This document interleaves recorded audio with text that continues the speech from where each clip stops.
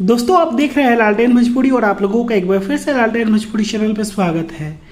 दोस्तों आप लोगों को पता है कि खेसारी लाल यादव बैंकॉक में है, शूटिंग कर रहे हैं। और दोस्तों खेसारी लाल यादव के फिल्म संघर्ष 2 की हीरोइन है मेघाश्री, माही श्रीवास्तव और शबा खान। और दोस्तों उन्हीं तीनों हीरोइन में से एक हीरोइन मेघाश्री, जिनके साथ खेसारी लाल यादव ने एक नया रील बनाया है। और दोस्तों ये रील आप लोग अपने मोबाइल की स्क्रीन के ऊपर देख सकते हैं।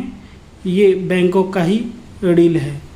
और दोस्तों ये गाना खेसारी लाल यादव का ही है, फिल्म का ही गाना है। और दोस्तों बहुत ही बेहतरीन तरीके से इस वीडियो को खेसारी लाल यादव ने बनाया है। आप लोग देख रहे हैं तो आप लोगों को पसंद आ भी रहा होगा। गाना का नाम आप लोगों को बता दें कि ए बलम जी मुआ देवा का। और दोस्तों आप लोग अगर इस रील वीडियो को देखना चाहते हैं तो आप लोग जाकर माही श्रीवास्तव की इंस्टाग्राम आईडी पे देख सकते हैं।